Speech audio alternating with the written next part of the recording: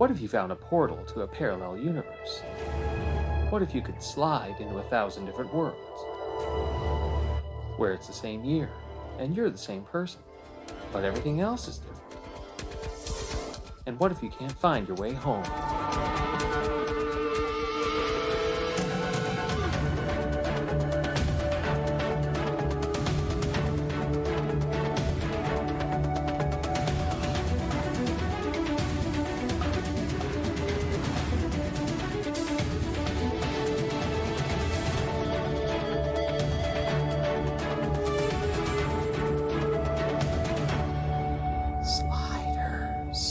Hello, Sliders fans, and welcome back to another retro review with Fandom Entanglement.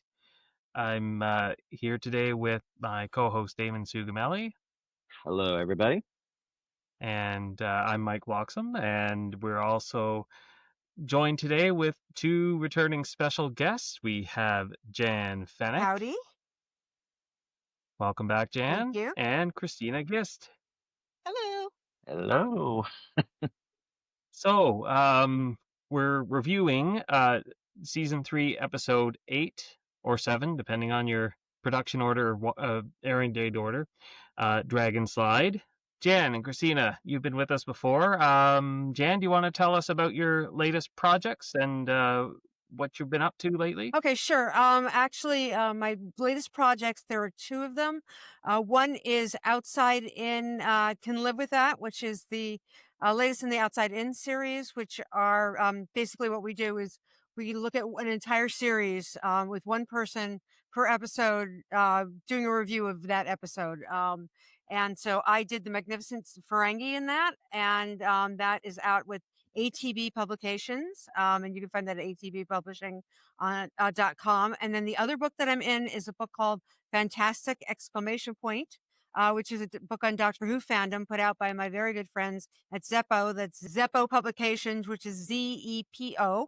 And they're a relatively new small press that are doing a lot of they're more young adult type things. They did another book, which was all about how to celebrate your fandom, which I'm also in. And then they did a book called, actually an award-winning young adult book called Not Everybody Walks the Stage. And then this one, Fantastic, just came out a couple of days ago. By the time this episode airs, it'll be more than a couple of days, but it actually was literally over this past weekend. And that's, I don't know how many people, but it's all about Doctor Who fandom, how people got into it, what they like, this, and that, and the other thing. And it's an entire, basically different flavors of fandom. And they will be doing another couple of books. I know right now, they're looking for contributors. If you're a horror fan, just Zepo, Zepo applications, because they are looking for horror fans to talk about their experiences and answer basically a survey type questions on horror films and what got you into them and this and that and the other thing. Other than that, I'm still running 3 conventions. I do the cosplay track at Trek Long Island, LI Who, and then Gallifrey 1, which is the biggest Doctor Who convention in the US. Although we are smaller than we were because, fandom waxes and wanes. And that was in Los Angeles, and obviously by their names, Trek Long Island and LI Who are both on Long Island, which is where I am a native of. So that's what I'm up to now. Yeah. All right, great. All right, Christina. What have you been up to? Currently, I've been working on my hockey romance series because I can't just watch hockey. I have to write about it too.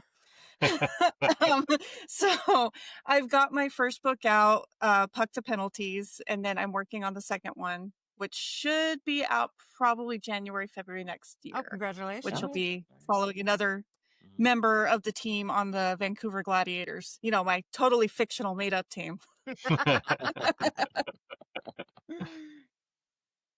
Do you mind me saying how when we were chatting about stuff that you're on a band list now?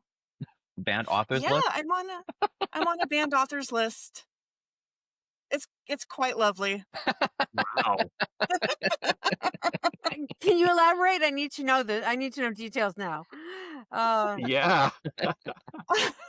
So, and I'm jealous. I mean, that's always something one should strive for. It's a badge of honor, is it not? Yes, it's so wonderful. Yeah. I don't want to get the comment I made was not political, but people took it politically, and As people will.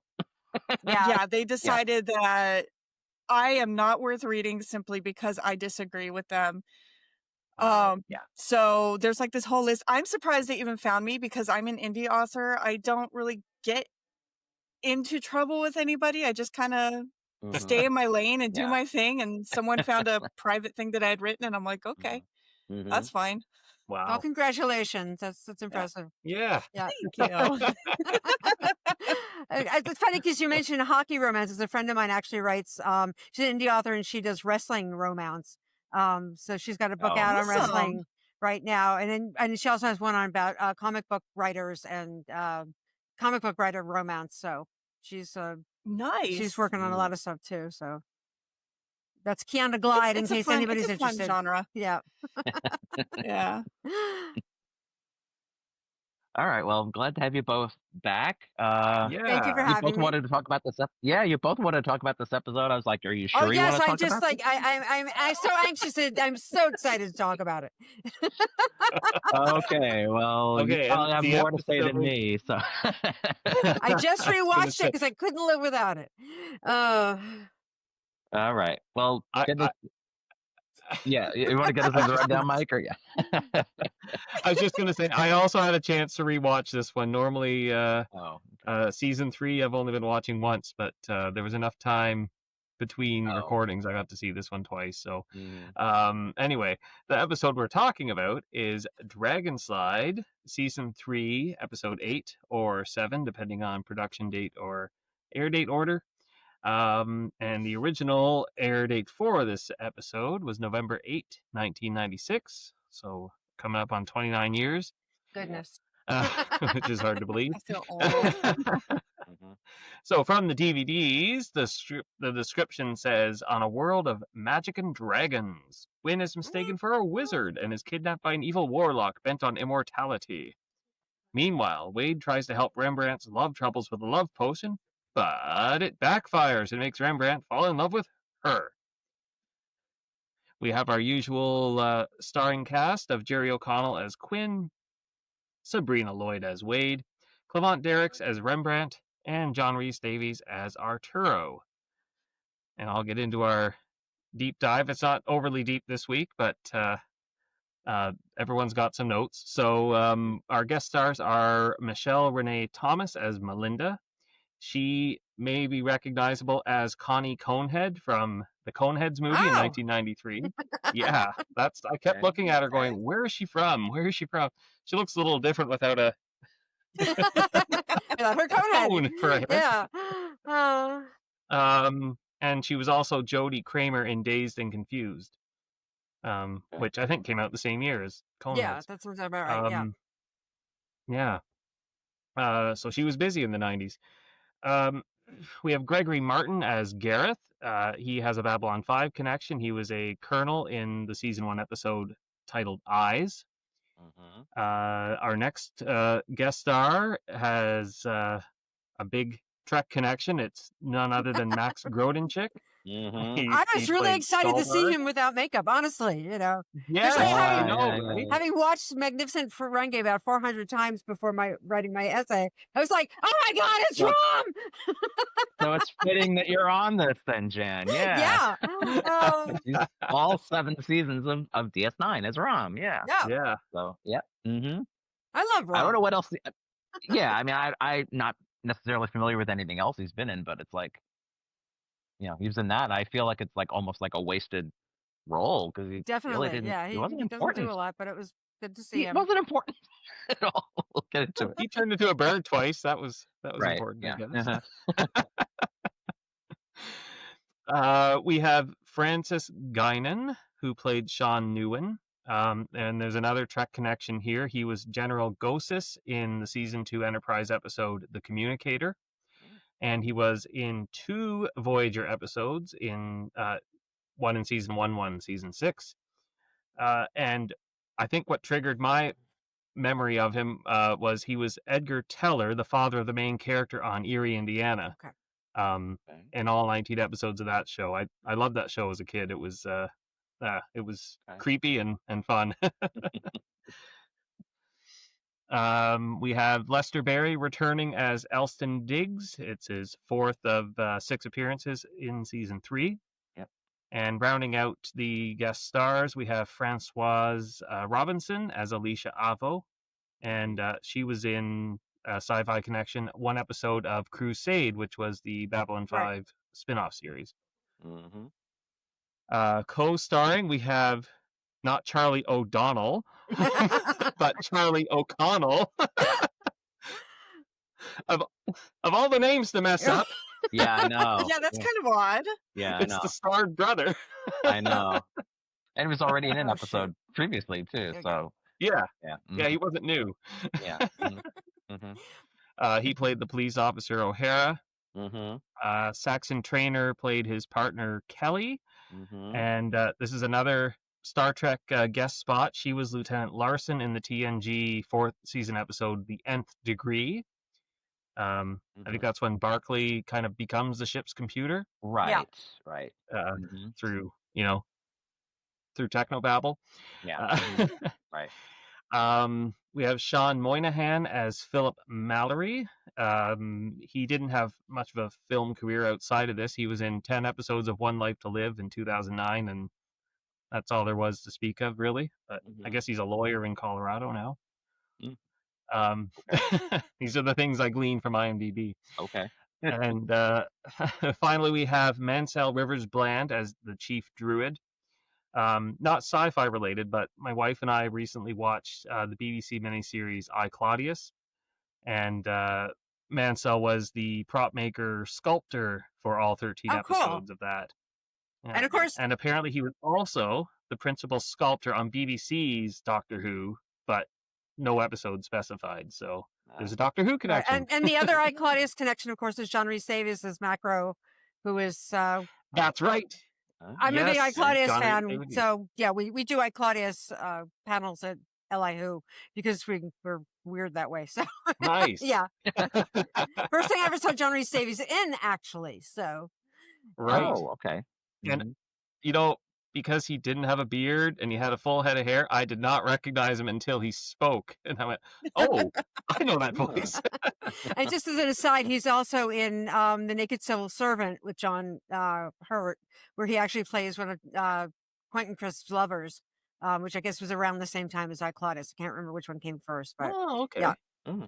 Wow. Yeah, and he's again like no beard, full head of hair, like very svelte for him, pre surgery. So but again, you hear his voice, and suddenly it's like, oh my god, So he got around. Unmistakable voice. Yeah. All right. So that's our deep dive into the guest cast. This episode was written by Tony Blake and Paul Jackson and directed by David Livingston. And as designated by Earth Prime, the worlds visited was just one, Magic World. Mm-hmm. Yep. So, first impressions. Do we want to start with Jan and Christina? And I guess so, yeah. Yeah, sure. I'll Yeah. go from I'll there. start. Yeah, sure. At the risk of, I don't even know what words. It was horrible. I mean, I'm one of the reasons I wanted to do this one is I'm a big fantasy fan as well as science fiction fan. Grew up on all that stuff, fairy tales, folk tales, anything, big D&D player. And I was really excited because I don't think I'd seen this episode before. And then it was just like, what is this? The lack of internal logic made me like want to throw things at the screen because the first thing is, we've got this world and we've got druids. Okay, fine. But then you've got the cops like arguing as to whether certain things there are. And it's like, but if you're in a world where these people are in charge, wouldn't you believe that there would be potentially a dragon, flying around? Wouldn't you believe even if you had psychotherapists, wouldn't you believe in spells? I mean, it's just like this like weird like disconnect between what should be and what was and how people were reacting. And it just, that was like the worst part to me, along with just the minor thing of like, if you've got like this Mallory clan and you've got, Jerry O'Connell's brother in it, why wouldn't you have him playing Philip Mallory? Even if you gave him a bigger role instead of like, random cop number 47, which was like, it was like, but why? I mean, the guy that they casted actually looked enough like them that it worked, but it's just like, but his brother's here. Why wouldn't he play his brother in this world?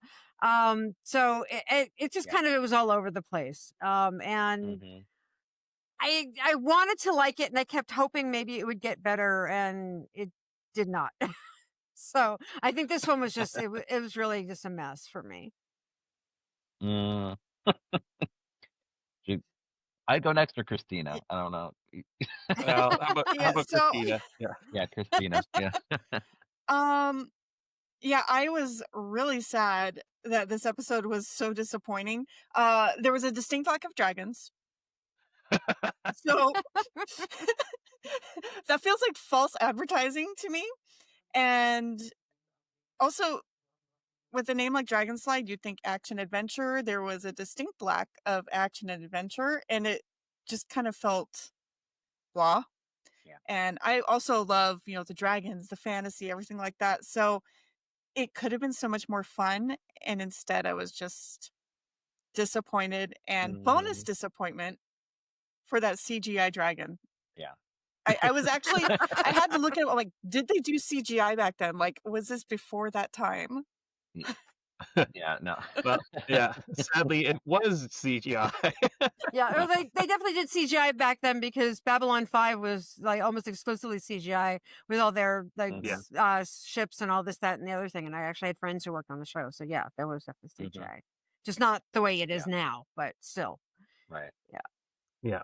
It's 1996 CGI. Yes.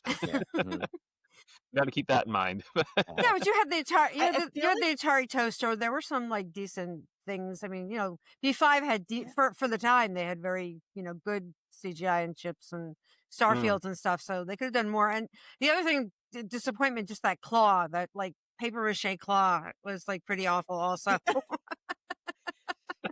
I feel like they could have done better with like stop motion. If the budget was that bad, they could have done better with stop motion. Yeah. All that aside, on the whole, I enjoyed, let's say, where the episode was going, what they were attempting to do. I felt like it was a good concept, like that at least there was an attempt at an alternate history that had an explanation this time. Even if it was apparently over 1,000 years earlier, where the Romans didn't wipe out the Druids, and this led to the USA existing as New Britain in this world. Like the A and B plots were maybe on the predictable side, but at times, but overall, I felt it wasn't a bad installment for season 3. I'll qualify that for season 3. Oh, okay. Yeah. I mean, I kind of say that too. It could be worse. But I did feel like watching it, and like I felt like I needed to shout out to someone, "You got your fantasy in my sci-fi, and you forgot to tell us."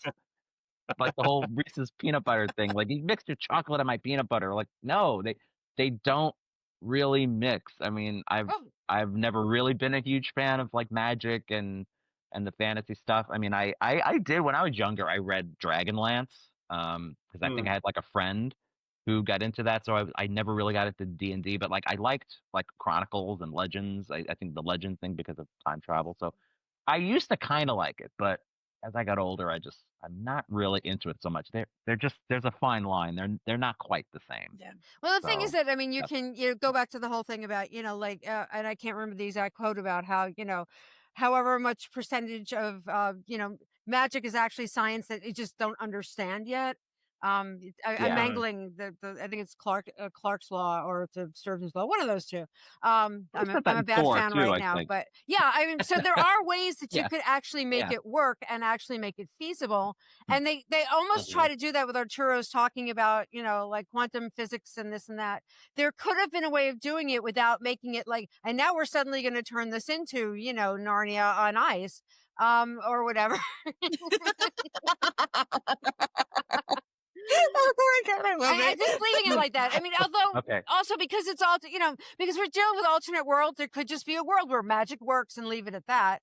But they said the internal logic was a mess, and they couldn't even figure out what they wanted to do with it. So that was the biggest issue for me, is that it was all over the place without any like real pick a lane and stick to it and just like go with it, not like be all over the place and not make any sense at all. So. Yeah. Well, I mean, Mike, you kind of wrote in like alternate history because I'm like, druids? Like, is that where the alternate history comes from? Like, what? Apparently. Well, druids really You had existed, something. but they didn't have that power. But there are, Right, historically there right. are druids. So Yeah. Well, yeah, I kind of just mentioned that in my first Mhm. impressions, but I don't know if they were explicit about how or when history changed. If they were, I didn't really catch it. Mhm. But they mentioned druids became the upper class on the British Isles, and I'm extrapolating here, Right. and eventually conquered North America. Apparently, Merlin's not a myth. Melinda says it's new British history, Mhm. because this is taking place in New Britain. Because Merlin's mother was human and his father was a demon, which apparently makes one immortal. Uh, that's the Oh, is first that I've heard. all? Yeah, that's all it takes. And yet we have, as Jan already pointed out, many who don't believe in the druidic magic, like Alicia the psychologist, or Mhm. Yeah. most of the or at least one I of the don't know. cops, yeah. Well, Mhm. so O'Hara, which was Charlie's character, was like, oh, he's going to get back in power. Don't be on his bad side. But then he refused to kind of acknowledge that the dragon was there. I think it was a Right. bird. Yeah. So Right. I didn't know what he meant by that, if unless it was just, I'm not going to piss off the sorcerer. But Yeah. um, Mhm. yeah, but it was Maybe, not maybe. Oh, sorry. fully. Sorry, I was just going to say it was not fully fleshed out, of course, and it would have helped to have a little bit more of that. But Yeah. Yeah. Well, maybe it was not that they didn't believe in it, but they were like, that dog with the coffee cup. This is fine, yeah, and they're just like, as yeah, long as I pretend everything's okay, I'm just gonna pretend this is not happening. right. Like, Well, I'm gonna deny. well, that's like the whole thing with season 3. They were just like, who cares? It's an alternate reality. We don't have. It doesn't have to make sense. Like, it kind of does have to make sense, but Yeah. A little bit. why we watched the show in the first place? Yeah, But that last I checked, that was the actual concept of the show, right? right, I know. Mhm. Yeah, like different realities can have different rules. There's nothing wrong with that, but like they kind of got to explain it a little bit so we Yeah. understand what's going on. hmm Well, we can get into the plot because the first thing I noticed, it's because the episode kind of starts. It doesn't even start with our characters, so it's like I immediately feel like I'm watching something else. But it's really convenient that Quinn had like 0 reaction time. He lands a wormhole, just immediately crashes into somebody. Like that nice way to force them to get involved. Like when they trying not to get involved, it just was like they just arrived. It's so convenient. It was a little too convenient for me this time. Yeah, he lands and then they Mhm. rescue Melinda. Like immediately, they're like, "Oh, you're assaulting this woman. Yeah, We're gonna rescue her." And he turns into a bird and flies away, right? And Yeah. that's then the beginning of it. Yeah, it was like, yeah, okay, which is it's nice that they get some digs in at Arturo where he's like, I can think of a dozen different possibilities why a man would turn to a bird, and I think Remy says, "Well, I'm waiting for you to hear you say just one." right. Yeah. I'm Yeah. waiting. You explain that. Yeah, Wade's spouting off all this stuff about druids, and then there's all these terrible jokes about people having braces, and like, Yeah. Can I just say something? I mean, I was a kid. I was a nerd. I read a lot. I did not have braces, so like I didn't know that was one of the rules that in order to be well read and being nerdy, you had to have braces. It just was like yeah, stupid. And I knew people with yeah, braces who were like cheerleaders and stuff. So like that was just a hmm weird yeah. It whatever. was a lame Yeah. joke, hmm just full of stereotype. And I mean, I had Yeah. braces, but I hmm wasn't secluded in my room reading the history of druids for 2 years, apparently, like hmm Wade did. So Yeah. Yeah. So are we saying that even though I didn't have braces and I was pretty much introverted, stayed to myself, read my books, but I didn't have braces, is that why I'm not an astrophysicist? Like, is that the problem? I wasn't nerdy enough? yeah. Apparently. Okay. Okay.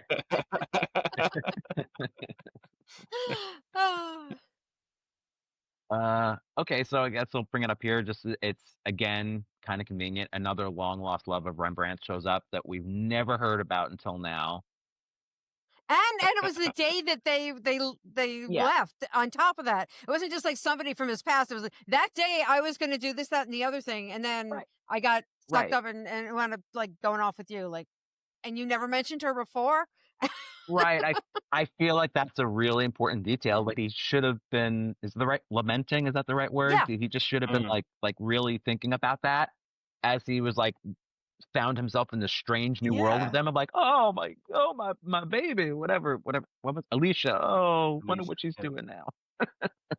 Yeah, I mean, it was nice to have a reference back to the pilot, a bit of continuity. And he later explains that he was going to get that, like you were saying, Jen, after he sang the national anthem at the baseball game, he was supposed to be moving in with her or something. Yeah. But he never made it because of because he got caught in Quinn's wormhole. Yeah. And his caddy got sucked into the Arctic. His caddy was that, drove into an iceberg. Yeah. Yeah, into an iceberg. That's right. Yeah. Mm-hmm. But yeah, never mentioned. Never until now. Yeah. Like, I think it could have been a really endearing backstory, but it felt kind of shoehorned in. Yeah. Yeah. Well, after that encounter, they go into the hotel and they're so I found this funny. They were sitting down eating their meal, and Wade keeps berating Quinn for being love struck over Melinda. But all the food on the table, and she's like, "I'm going back to the room." And Elson starts picking up their plates. Their plates are still like 3/4 full of food. You'd think they would want to maybe finish their meals or take it with them to their room. It was just, it was a strange prop choice for me because it was. But after Wade and Rembrandt leave, Quinn and Arturo are talking to Elston, and that's when we find out that druids are the ruling class, and this Gareth is like he got kicked out of the council because he was trying to kill the Mallorys, or he did. He wiped out the Mallory clan, the White Druids. Right, and then whatever his name is, Philip, is like the only surviving Mallory, right? Is that what it is? Well, we assume he's dead. Right. We don't know that he's there yet. Well, I meant the one. Oh, because we didn't see him yet. I thought the one that was like just like frozen. Yeah. Like this, just standing in place. Yeah. I mean, or even if we did see him, there was no like notification of who he was, so we don't know. We didn't know anything with the context of him yet. So yeah. Except he was standing beside the sword, the Mallory sword. Right. But I assumed it was. I assumed he was dead and just frozen in place there to taunt Melinda. But yeah. Yeah, that was an odd choice. Yeah. That was an odd choice. She remarks on it. She says Gareth keeps his body around. She says something like that to torment me or something to that effect. Christine, you have something about the big bad? What is it? Oh yeah, so like they keep mentioning these druids, but like you don't really see much of anything. It's like, oh, this is just the big bad we got to go after, and it's like, well, who are they? Right, and we didn't really get much about them. Right, and the other thing is that in terms of world building, I mean, there's a lot of talk. We're told things, but we don't see anything. It's not like the world suddenly has like more medieval touches, or you suddenly see the apothecary, or Wade, even when she goes to buy the book, she says she goes to like a druid bookstore and buys a book of spells, but we don't see it. There's no encounter. So it's a really weird, like, I don't know if they just, I mean, budget wise, it was just weird that there was nothing at all that we saw that actually made them feel like they were in like a different milieu. Yeah. It was really odd. So show, don't tell, right? Yeah. That's the rule of especially television. on TV. Yeah. Yeah. Well, it's also just like this weird mix of like it's a modern world, but it's not like this medieval time thing. It's like a weird mix of all of it. It's just it doesn't. I don't know. Didn't quite do it for me. Yeah, I feel like it. Oh, go ahead. Oh, I was just gonna say it's like they wanted to use the medieval set on the back lot at Universal Studios and just worked a story around it. Yeah. Yeah, and I feel like it could have worked because I mean you have a lot of stories that have magic in modern day settings, but like you said, it feels like they just, hey, we need this backlot to get used, so let's just throw something together here. Yeah. All right. Well, I did find the storyline was a little interesting with Wade's love spell backfiring. So the description says love potion, which she didn't use a love potion, No, right? they That's do a just in the spell. description. Yeah. It was just a spell, Yeah. right? Yeah. Okay. Yeah. So the description was a little wrong. On Right. his head.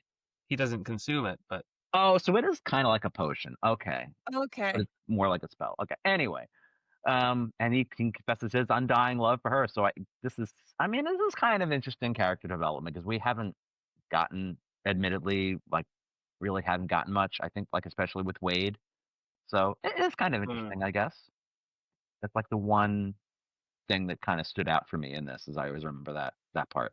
yeah, like that for a B plot, it wasn't bad. I Yeah. just wonder if that little bit of character development will hold in future episodes. I think something kind of comes of it later because, well, it's a long ways down the line, but I'm not entirely sure, but he definitely is very fond of her. So Yes. yeah, Yeah.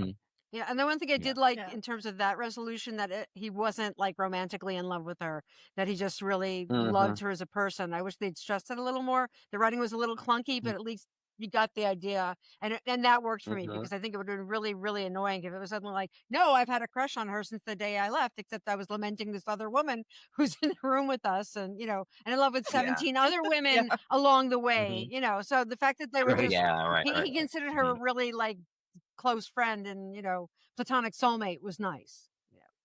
Yeah, definitely, yeah.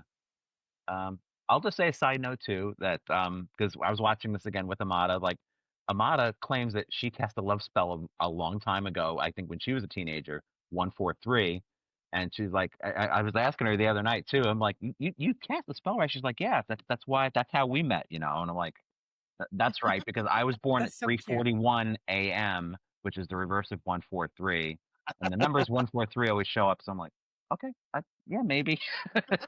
just a little, side note. Figured I'd bring that up. Anyway. But honestly, she's a better spellcaster than Wade. Yeah. Yeah. She has the intention. She has her intentions known, and she makes it clear. Okay, I will be sure to let her know that. Christina, what was your thoughts about the that character development being explored later? That's something I would like to see. I'm still on my first watch through, but it kind of feels like if that's something they just drop off, what a waste. Yeah. So because it could be really good moving forward, and I like both those characters, so I would like to see some sort of development come from that. So how much of the show have you seen up until?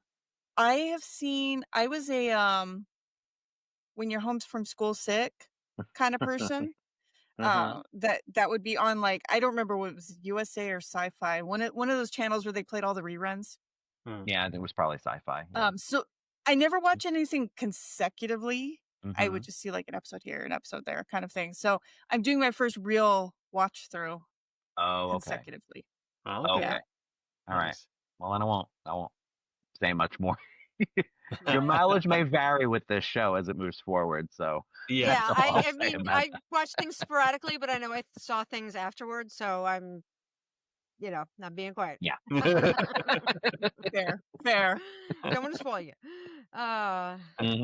Yeah, well, those who are running around trying to figure out how to break the spell, we have Arturo and Quinn. Quinn's determined to go try to rescue Melinda, but I guess she finds him first and says, "Oh, he's safe. He can come with me," and casts a little spell on Arturo and walks off with Quinn. And I called it. I totally called it when she moves in for the kiss. I was like, "Oh, that lipstick is poison." And lo and behold. Yeah, Okay, what is Quinn's? Oh, sorry. No, I was gonna say you brought that up, Mike, and I completely forgot I was gonna write that down. She totally Jedi mind tricked him. Yeah. These are not the droids you're looking for. Move along. Right. Something, yeah, it was a totally Jedi mind trick. I'm like, oh my gosh. Yeah, and the poison lipstick is, right out of the River Song playbook if you watch Doctor Who. So 'cause she Oh, had Alex Kingston's recurring character actually was a highly trained assassin, and she had like hypnotic lipstick, or that she oh, would knock okay. people out with.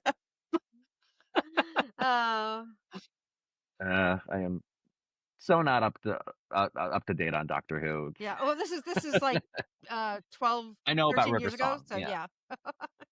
I know who River Yeah. Song is. Yeah. That much I do know. hmm But yeah, my thing was Quinn was the only one that did not see that coming. What? Yeah. What is it with this man's savior complex? I don't Yeah. know. I don't know. What is it? Well, the other thing is, like, to me, I'm it's like- like, why is he so like head over heels with her? Just because I mean, it's like, very, like kids cartoony. He suddenly has got the stars in his eyes, and like Yeah. he's acting like, they had this like amazing rapport, this like deep talk, and it's like you saw her, you fell on top of her. Okay, fine, but like, why are you so obsessed with her? It was a little weird. I mean, she's not. I mean, she's attractive, but she's not like, supermodel, gorgeous. It's not. We're not told that she has some kind of glamour where she attracts men. I mean, just and the whole like, oh well, they're Yeah. she's the Achilles heel of the Mallory clan. Like what? Every single Mallory man wants her. Like why? Yeah. Yeah. It was just odd. It was frustrating because it was kind of over the top to me also in terms of his reaction to her. Mm. Mm-hmm. Well, that's where he gets dragged off, I think, by the dragon. We don't see it yet, though. No, we don't see it. We don't see it yet. But then he reaches for the timer. The timer gets left behind. Okay. But right after that, we see Arturo walking around calling out for Quinn, Right. and then the dragon throws flame at him once, and that's it. Arturo rolls out of the way, and the dragon takes off.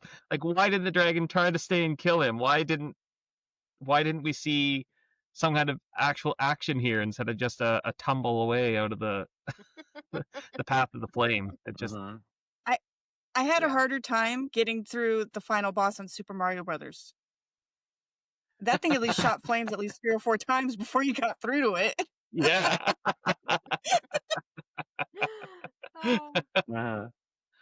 But then they cut to commercial, okay. and then we come back, and Arturo's doing the same thing, but they flipped.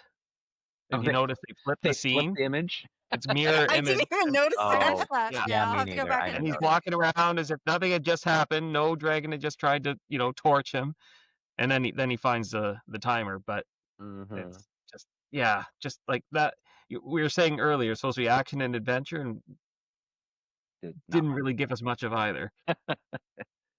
Well, is this where Arturo then is he talking to Rembrandt about it, or is he? I guess he's trying to at least justify the logic of the world by saying it's possible there's like this cluster of universes where the laws of physics don't apply. Yes. Or something. So I'm like, oh, like we said before, like, okay, I kind of get that, but no more of an explanation beyond, well, we just happen to be in this particular area of the multiverse right now, or a multiverse within a multiverse. I don't know. Now we're getting into comic book stuff, which is like which is even confusing to me. So is this where so then Quinn basically now he gets possessed by Gareth, right? Is this where that happens, or Yes. okay. Yeah. Okay. And then I know we're kind of like this is because I don't have much to say about all of this. It's just like I said, stuff that stands out to me is I just can't believe that Arturo just blindingly stabbed Quinn without much hesitation. He's just taking Melinda's word for it that he's been possessed, and just considering how skeptical he normally is about this type of stuff, it just seemed a little out of character for him to be like, okay, fine, let's do it. I mean, like, Yeah, maybe it's some pent up aggression. I was about to say that. Yeah, Like it's your fault we're here. Let's go. I get to Okay, stab maybe. him. Really? Okay, I'm in. I'm sick of that guy. It is the other Arturo. It is. It doesn't matter which Arturo he is at this point. It really doesn't. Yeah, and then suddenly we're introduced to these other druids that we've not seen before, not really heard about before, and suddenly they're calling the shots with Gareth and stuff. It was like, what? Again, like world building, just like internal logic they came out of nowhere, really. I mean, we heard about them, but we'd been told, but now the showing wasn't very impressive. So Right. I was like, who are these guys? Mm-hmm. Yeah, so this woman just basically stabbed him in the back, metaphorically speaking. Yeah. And then he's like, well, okay, I guess the only option here is to stab this guy. And like you said, it was too easy. And then what's with all these other Jews just kind of standing there watching it? Like, oh yeah, let's let him do it. Yeah. Let's go for it. Just kind of like watching. Yeah. Yeah. I mean, I think after having seen the dragon, Arturo's maybe suspending his disbelief a bit here and putting his faith in Melinda, because he says something like, do I have any other choice? My friend's going to die if I don't stab him, so might as well try stabbing him. But I just have to ask, why did they bring Gareth's original body to that meeting with the Ennis Council? Like, his body was there. He gets stabbed, his spirit leaves or whatever, he goes back into his old body, and he just stands up and leaves with Rom, or whatever the character's name was. Rom. I mean, yeah, why didn't they arrest? Aren't they in charge? Yeah. Can't they arrest him or hold him hostage or something? Yeah. They say they something made it too about clear. you cannot exact revenge upon revenge, or I don't know, some really lame line about who cares if he just stabbed your so-called immortal body. You can't, react here. Go away. And he just slinks off. But It's like they made it clear that they didn't approve of the action, and then it's just like, let him go. Yeah. Strange. So she's chanting to get, I guess, to expel Gareth's body, to expel the spirit from Quinn's body.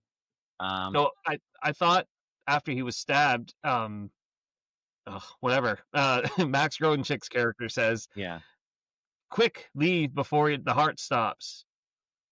And somehow, I missed it. Gareth forces his soul, whatever, to leave, and that's when it goes back into his original body. But then Arturo's trying to get Melinda to heal Quinn. Okay. That's what it is. Okay.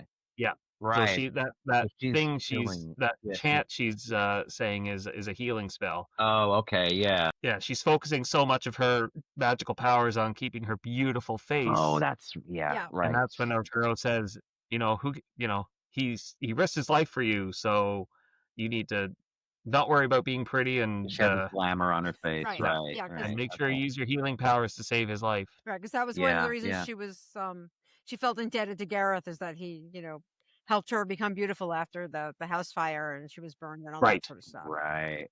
Oh yeah, it was like a house fire. Yeah.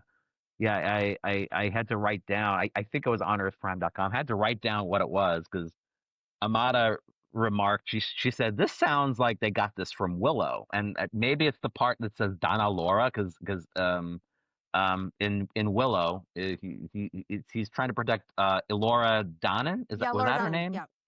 Yeah. So I'm like, maybe there is something to it because it was like Lak Tufara, Donna Laura, Nuwafa Donna, whatever. Well, there was there were actually a couple other words, and I was going to say I would love to find somebody that I know who speaks Gaelic, because I thought I heard Tuatha Danann, which is actually the name of the Celtic gods. Tuatha Danann, and there were a couple other words that sounded familiar from like Celtic mythology, but I don't speak Gaelic, so I don't know what all that was about. But Elora Danann, I think, is tied in with that too. The only reason I really know that name is, besides being a big Willow fan, if you've ever seen the show Reservation Dogs, there's one of the Native American characters, one of the four main characters actually is called Elora Danann, because of the fact that there's some line about, my father was a big Willow fan. So I mean, she's like, half white, half Native American. Her father's like left her life, but yeah, she's a Lower Dannon, so it's actually a good Yeah, thing. yeah. Yeah. Uh, so yeah, I don't know if what she's saying means anything, or if they just kind of pull words at random. There might be, because it was like Nuwatha Danu, Tuwatha, apparently Yeah. she says. So yeah. All right, the dragon thing, Mike. Well, it works, Oh right? gosh. The spell works. Quinn's Yeah. saved. They somehow all reunite and decide they're. I don't even remember where they were. Were they still at that council area, or were they back in the town? But the dragon abduction, I think someone mentioned the paper mache law. Yeah. Just Oh, I bad. was laughing so hard because it looked like a low budget scene from a 1960s like monster movie. Yeah. It was bad. Yeah, Kind of looked like a Muppet almost, like really bad. So yeah. There's a 1950s theme or Z horror movie called, I think it's called Curse of the Claw, which is literally the monster is like a giant turkey. Like a giant turkey Oh, / no. vulture God. thing, and that's what it reminded me of immediately. It's just like, did they get this prop? What is going on here? It is so bad. I mean, I've seen like student film productions that had better production values than that. So, So it reminded me when I was in elementary school, they did like the summer programs or whatever. We had this whole class on Greek mythology, and they let us watch Clash of the Titans at the end of this, back in the 90s, yes, the original. early 90s. Yeah. Yeah, so the very original. And I was under the assumption this was some ancient movie from like the 50s or 60s. And years later, I found out it was 1981. I'm like, this is what this reminded me of. Well, it's funny because like in the like early to mid 80s, there was like a whole run of like really bad fantasy films that came out. It was, I mean, Clash of the Titans actually one of the better ones, but there's stuff like Krull and oh god, like Hawk the Slayer. I mean, my friends and I, we were in college, we were really, really into huge Dungeons and Dragons fan, like very big fantasy fan, as well as science fiction fans, because we were kind of like, we crossover. But we used to like rent those movies or go to see those movies, at the local cheap theater just for a laugh. I mean, we knew how bad they were, but yeah, there was just like a whole spate of them. Yeah. So yeah, Clash of the Titans was kind of part of that whole genre of really awful swords and sorcery films. I was Conan the Barbarian and a few others. So. Yeah, I think Yeah. that's probably why Mystery Science Theater 3000 was so successful. Yeah. Yeah. Yeah. Because, Yeah. like, they're saying what we're all thinking. Yeah. Oh, yeah. Oh, that's great, Mr. Science Theater 3000. Yeah. Yeah, the original was just like, Yeah. you can't be beat. Yeah. Well, I guess then they somehow get to the castle, and I don't know what they're trying to do there. They bring a falcon. Arturo tells Rembrandt to go grab a falcon. Apparently, you can walk into a shop and grab a falcon. Well, it's medieval times, so yeah, somehow there's the falconry. And they go back to Garrett's palace, fortress. I don't know what it is. Something. And because somehow Arturo knows that Max Grodénchik's character is just going to turn to a hawk for fun. Yeah, I was thinking that. Yeah. And Why didn't he just change it back? Yeah, well, not just change. Well, because he started attacking Quinn. He started clawing at Quinn, and then Rembrandt releases the falcon, and the falcon chases the hawk away, and that's it. All right, and I've never heard that. But like, he couldn't just turn back human. A falcon versus a hawk, that the falcon will always win. I'm like, what? Yeah. Where is this from? Can maybe somebody who knows like raptor, behavior can. Maybe it's true, but I've never heard that before in my life. So. No. Yeah. What were you saying, Christina? Sorry. No. Oh, I said like he couldn't just turn back human. Yeah. Right. Yeah. And maybe the falcon. I mean, it would still hurt. Yeah. But I mean, I'm assuming he got. I don't eaten. know. It just seemed. Yeah. He must have gotten eaten, right? Because that's the impression I got was that he's gonna kill him, right? Yeah. Yeah. Because he didn't change back. Yeah. Whatever. Yeah. Wild. Oh, and then it goes from bad to worse. Well, hey, but Right? yeah, but Terry O'Connell gets to use his, NYU fencing team skills. So I guess that was one of the Yeah. reasons they did it. Yeah. That was I think on Earth Prime too. Is that he gets to use his real like points for that too. Like he gets to show off his actual Right. fencing skills. Mm. Mhm. That like he apparently was on point with how he would like his stance and everything. So they, Yeah. I Matt just gave him remember points on being that. impressed Yeah. back in the day that he'd been a fencer. He'd been like Yeah. Mm-hmm. Huh. pretty For like all of know what that. Yeah, 5 seconds that was. yeah. Well, however long he was Like in that? NYU. So No, I mean the scene was that like Oh, 5 sorry, seconds with him yeah. using the Oh, sword. Yeah, Yeah. he gets a couple of Yeah. stances and then they knock Yeah. him out. So Mhm. Right. Yeah. But I mean, it wasn't until now that I realized that Gareth was the dragon. Mm-hmm. When he stands on his hind legs, I was like, oh, that's just a human. Yeah. Mhm. Yeah. Mhm. It must be Gareth. But again, the CGI dragon had me rolling on the floor laughing. It was just like Mhm. I'm not. Bad. It's not the quality of the 3D rendering or anything like that. It's just the way they animated it. It was just so Mhm. raw. Yeah. Mhm. But then he What is he it? does one throw of flame at them just once again, Mhm. and kind of gave up. And Yeah. like you think he would be just coming in to attack them and use those claws and teeth that dragons are known to have, but for a guy who's supposed to be so smart and such a obsessed with immortality, he apparently didn't retain his intelligence in dragon form. Mhm. But then Rembrandt goes over to grab the sword, and then Melinda says only a Mallory can wield it. Well, does that mean Rembrandt couldn't pick it up and bring it to Quinn? That part I didn't get, because he's just like, why didn't you tell me that before? And then he comes back to the group and it's like, well, you could have brought it over. Is it more like an Excalibur type thing where you can't even lift it, like Thor's hammer? Like only somebody who's worthy can lift it up or something? no idea. I don't know. That's not stated, but Yeah, it's hanging on the wall in Gareth Castle. Did like Philip Mallory hang it up there before they put him away? Like, how did it get there? yeah, exactly. Yeah. How else did it get there? Yeah. Mhm. Yeah. Oh man, just so many problems with this action sequence. Action. Yeah. Action. Loosely. Yeah, because then Quinn Loosely. does get the sword, and then he realizes he has fire again, and tries to burn Mhm. Quinn, but he's got his sword up there as a shield, and then I don't know, does he do kind of a spin around and then lets it go, Yeah, and then it something like goes that, clunk right? into the chest? Yeah, Yeah, something like that. Yeah. Mm-hmm. like boo. Yeah. I was like, I didn't even get a fight out of this. Yeah. Yeah, again, action adventure with no action or adventure. So Exactly. Exactly.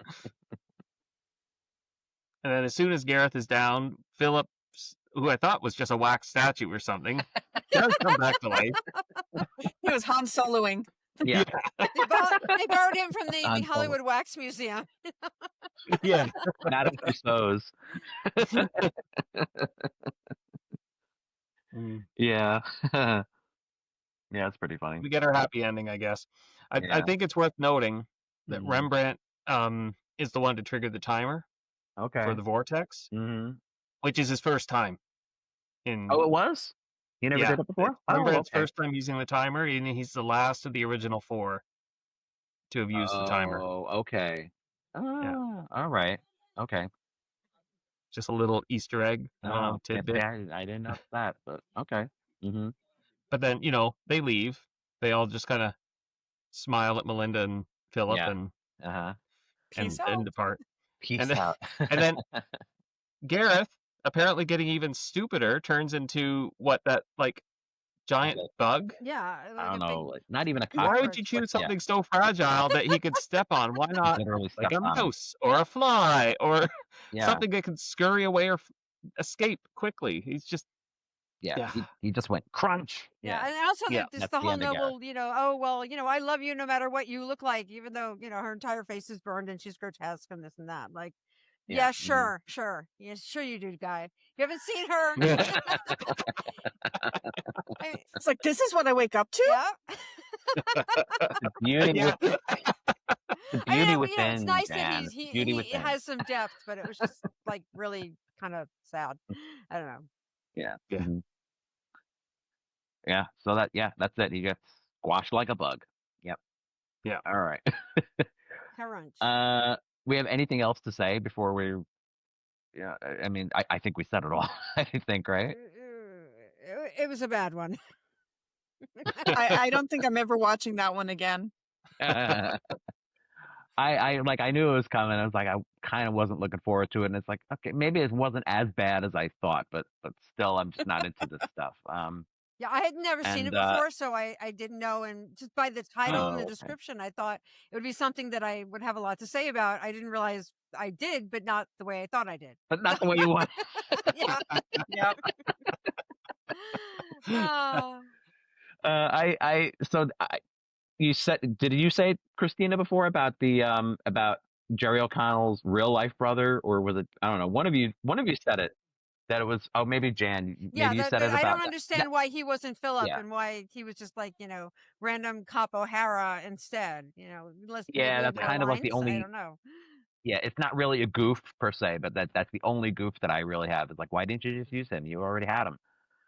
Like, cast him as a Yeah, that Mallory. doesn't make any sense. Yeah. Yeah. Mhm. He needed a bigger part. He needed 5 more minutes than the other guy. Yeah. Right. I will say, I mean, his acting wasn't, I don't think his acting was terrible. Charlie O'Connell's acting, I mean, he was okay. He was definitely better than when he was what, Kit Richards, Mike, and Yeah. As Time Goes By, he's like, yeah, Yeah. peace out, homie, or whatever. Like, don't sweat, homie. Right? That's Yeah. what he was saying. Like, at least it was better. At least we got to see a little bit of his acting prowess, before we, Yeah. get him full on in season 4. Right. Okay. I had a couple of memorable lines. I do like that Arturo said, "That which is beautiful is not always good, but that which is good is always beautiful." That was a good line. Mm-hmm. Mm-hmm. That one got me right here. Yeah. Mm-hmm. Yeah. And then he does say, "For once, Miss Wells, I have no explanation." So he just admitted, "Yeah, I can't explain this with a dragon." Yeah. Well, neither could the writers. So Yeah, it's I okay. give up. Yeah. Mm-hmm. I added an Arturo one as well. At Mhm. the end, he says, "To love and win is the best thing. To love and lose is the next best." Yeah. Yeah. That's it's kind of like when in my final rating, I'll say later. I like the Arturoisms here. We're getting some of that, like the good lines Yeah. from them. So Yeah. all right, if we got nothing else, there's not much feedback. We got 2 comments. Do you want to read Electric Twister Acid Test, Mike, and then I'll Sure. Mhm. So Thomas from Sliders fan blog or slidecage.com, he added, "I'm going on 6 out of 10 acid trips." There's Yeah. there's a book titled "The Electric Kool-Aid Acid Test" by Tom Wolfe. Yeah, I think one of us mentioned it, but we couldn't figure out Yeah. the author name or something at the time. But Yeah, yes, I think Perry was saying it when he was like, he was trying to figure out where the Electric Twister Acid Right. Test thing was coming into play for the title. So Yeah. I guess Okay, that's so where they got it. Mm-hmm. thanks, Thomas. That Yeah. helps. All right, and we have it's a longer one. This is from The Guardian, Chris Digital Artist again. He said, "Hello, fellow Slideheads. This was definitely a highlight for season 3 and the series as a whole. Everything seems to align with Earth Prime, just delayed by 12 years. But the fact that bungee jumping hadn't been invented yet shows there are still some alternate timelines. I always found the shot of them in front of the vortex a bit odd. It had a strange perspective that didn't quite match.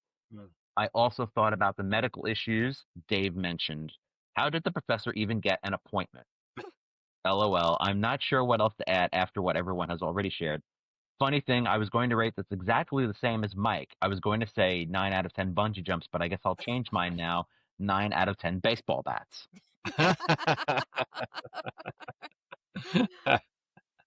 Yeah. All right. So I guess our final thoughts and ratings. Who wants to go first? Maybe, do you want to go first, Jan?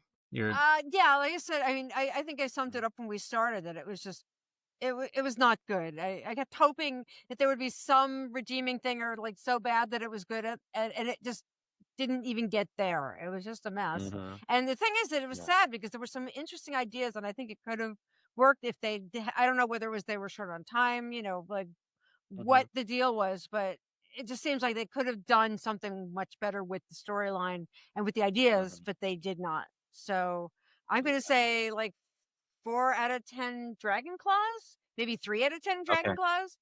Oh, wow. Yeah. Okay. Yeah. No, it was not good. It was bad. Okay. okay, All right. Christina. Yeah. Yeah, so I'm gonna go 4 terrible CGI dragons out of 10. Uh, like there were its redeeming moments, like the B plot character development. It had some memorable lines, but I was just really disappointed. It Mhm. had a great name, amazing potential, and it fell flat. Yeah. All right. I guess I'm next because we're going up, surprisingly. Yep.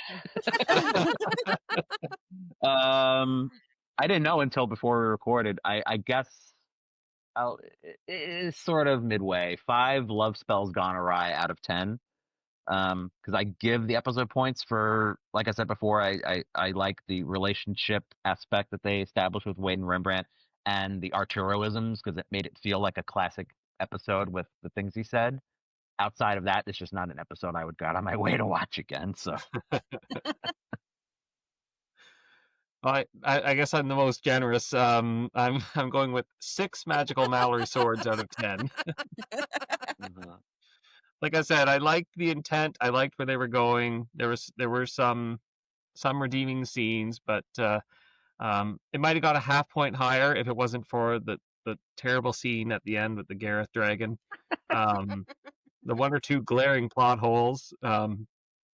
Maybe there's more than that, but the glaring ones and the misleading title. yeah, I was expecting multiple dragons, not one. You I promised us swear I thought. dragons! Yeah, I swear I thought the dragon was in this more. I was like, and I had watched this beforehand. Remember, I said Amada and I did a rewatch of this with her mom, and it wasn't that long ago, and I felt like I remembered the dragon being in it more, and it just was not there. No. No. All right. Well, this has been a great discussion, guys. Yeah, thanks. It's been a lot of fun. I'm sorry that you both had to endure this, though, but No, it's okay. but thanks anyway. It was my own fault. And I I said, insisted. "Oh, dragon, this is gonna be great." Yep. Fantasy, hey, that's right up my bag. Yeah. Mhm. All right. Which I don't know. Christina, so where can everybody find you? Would want to contact you or all this other stuff? Yes, so I have a link tree. It's Okay. gistwritings.com. Mm-hmm. And then I have a bunch of social media. So Gist Writings is where you can find my writing stuff. I'm also Go for Launch C. I post more personal, hockey stuff. If you want to get to know me a little bit better, my personality is basically sci-fi, hockey, and my little cousins. That's what you're gonna find on my Instagram. All right, Jan. Where You can find me you? at total_janarchy as JANARCHY on Instagram, and there it's just a lot of of my weird things that I like. So it's Doctor Who, Marvel, the Beatles, the Rolling Stones, cosplay, Star Trek, Star Wars, and a lot of other just general weirdness and random pictures of bunnies that are not mine. Or you can find me on Facebook, which is jan.fennick on Facebook. And then just whatever books I'm in, you can find. Like I said, ATB Publishing. I'm in every single volume of Outside In. And then also now Zepo Publishing. I'm in 2 of their books. But those are short, 1,100 word essays. So that's where you can find me. All right. Okay, next up, we've got The Fire Within. Uh-oh. But my sister Devin is joining us again for that. So she actually said, I want to rip into this one.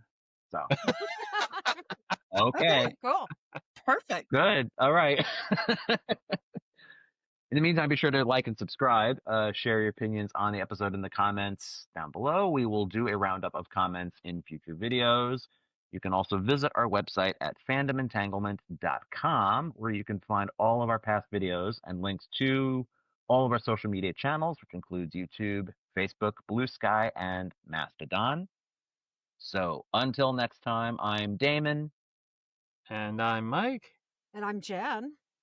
And I'm Christina. And I don't have a clever thing to say for the dragons, but we'll just keep on sliding, everybody. Keep on sliding. Don't let them... Slide away from the Dragonslide. Right, okay.